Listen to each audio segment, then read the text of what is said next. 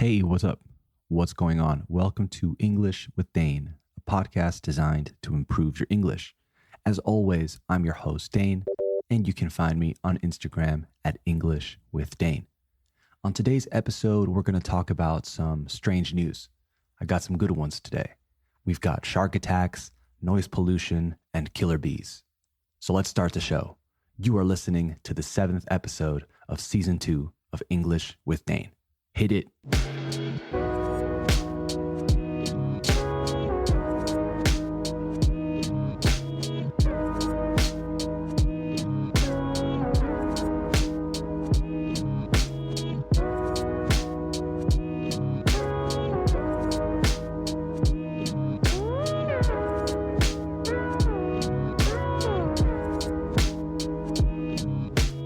Okay, we have officially started the show, so let's get into some strange news. The first headline is about an event that took place, que ocurrió, in New Zealand, and it says, surfer punches and swears at great white shark to survive attack. Real quick, to swear not only means jurar, as in, I swear, te lo juro. It also means to use offensive language, to say bad words. All right, let's keep reading. It says, a surfer has told how he fought off a great white shark by punching it in the eye after it attacked him. Nick Minogue from the New Zealand city of Auckland was bitten, fue mordido, by the shark on Saturday at Pauanui Beach in the country's Coromandel region. He told the New Zealand Herald, I was just paddling along and got hit on the side of my elbow and forearm. By the time I realized what was going on, que estaba pasando, its teeth were definitely latched on to the front section of the board. Mr. Minogue, who's 60 years old, said he had heard, que había oído, sharks don't like being punched in the nose or eye. So I actually shouted at it, fuck off, and went to punch it in the eye and missed, he said. Then I pulled back my fist, mi puño, and shouted, fuck off again, and got it right smack bang in the eye. It's quite a big eye, about 3 knuckles across, and its eye kind of looked up and rolled back, he said. He continued and said it was a gray shark with a white bottom, probably a great white. It was a big head and jaw. I kind of sat up in shock, se levantó, se sentó, and decided to hit it. That was the only thing to do. That's terrifying. Shark attack, I think, is definitely one of my worst fears of all time. All right, quick vocabulary check before we move on. To latch onto something means to grab and hold onto something, right? Agarrar algo y sujetarlo. So in this case, the shark latched onto the surfboard with its teeth. Then we had the word knuckles. He said that the shark's eye was 3 knuckles across, or 3 knuckles wide. Knuckles are the bone where your finger meets your hand, right? Nudillos in Spanish. So the shark's eye was tres nudillos de ancho. All right, let's move on. This next headline is from Mumbai, India, and it says, Mumbai tests traffic lights that stay red if you honk your horn, si tocas la bocina.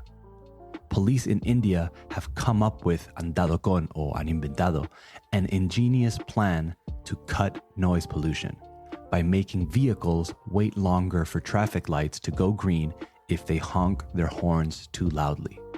So, fed up with the noise from the car horns in their city, Mumbai police conducted a trial in November and December last year in which decibel meters were connected to traffic light poles. If the meters registered noise levels above 85 decibels, the lights were reset and they stayed red for longer. As in several other Indian cities, traffic lights in Mumbai display, muestran, countdown timers. Pranay Ashok, a police spokesman, told CNN that the experiment took place at a few important junctions or intersections for 15 minutes a day. He said a further trial at 10 locations will be carried out next month. The police hope the concept will then be rolled out to the entire traffic management system. This might be a great idea, but I also think people will probably get into fights about it. I don't know. We'll have to find out. This story was from earlier this month, and apparently next month is when they really go for it and try it out in 10 new locations. So we'll see. Again, a quick vocabulary check before we move on. The first one, to be fed up. The sentence was, fed up with the noise from car horns in their city, Mumbai police conducted a trial in November and December last year in which decibel meters were connected to traffic light poles. So to be fed up means to be annoyed or upset at something, usually something that has existed for a long time. In Spanish, we say estar harto. So están hartos del ruido. They're fed up with the noise. Then we have a phrasal verb, and not a very common one, to roll out. The sentence was, the police hope the concept will then be rolled out to the entire traffic management system. To roll out means to introduce something like a new product or service to a large audience. So they hope the concept will then be spread, let's say, to the entire traffic system, basically.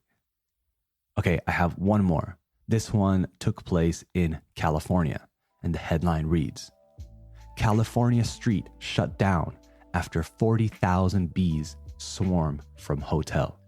Before we read the rest of the story, swarm is an interesting word, spelled S-W-A-R-M. It's used both as a noun, un sustantivo, and a verb. As a noun, it means a large group of insects, but as a verb, like in the headline, it means to move somewhere in large numbers. All right, let's keep going. It says, a swarm of as many as 40,000 Africanized bees sent several people to hospital and closed a street in California after swarming from the eaves, or the roof, of a Howard Johnson Inn.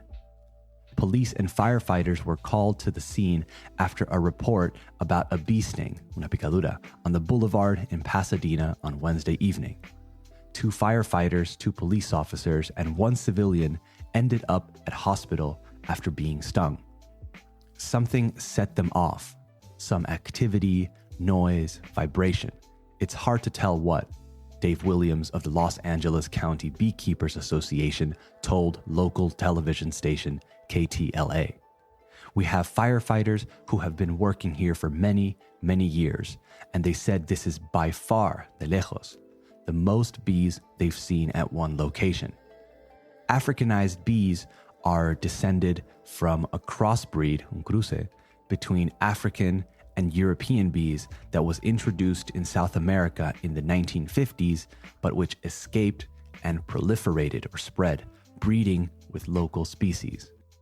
Due to their habit of aggressively defending their nests, sus nidos, the insects have acquired a familiar nickname, killer bees.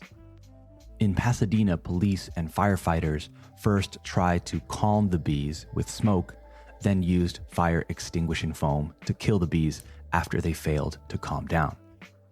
We don't like to kill bees. We're beekeepers, Williams told KTLA. But in a situation like this, where the public safety is of concern, we have to take care of the public. I think the strangest thing about this whole story is this sentence. Look, police and firefighters were called to the scene after a report about a bee sting on a boulevard in Pasadena on Wednesday evening. That's the craziest thing about this story. Not that there were 40,000 angry bees flying around, but that somebody called the police because they were stung by a bee. That sounds a bit ridiculous. It doesn't sound like a good use of resources, but then again, maybe that person was allergic and they were going into shock and they had to call someone. I don't know, but it does sound a bit crazy. But enough about that. Let's do a quick vocabulary check. We have another phrasal verb, to set off. In this case, to set someone or something off, spelled O-F-F, by the way, double F. This means to cause someone or something to start doing something, to trigger or cause an effect, a reaction. In this case, it says that something set the bees off, so it's a phrasal verb that you can separate. Something made them go crazy. They're not sure what it was. They said it could have been, que pudo haber sido, anything, a noise, a vibration, anything. Then we have the verb to breed. To breed means to mate and produce offspring or children, like little bee children. Aparear in Spanish. But used as a noun, a breed is a raza. Like when we talk about dogs, we don't call them dog races. We call them dog breeds. Golden retrievers, Labradors, etc. Several students in the past have said dog races, and I think of dogs running in a competition to see who the fastest is. There's one more, había una más. Beekeeper. That's what we call a person that owns and breeds bees, normally for their honey, un apicultor o apicultora. We also use the word apiarist in English, I recently learned.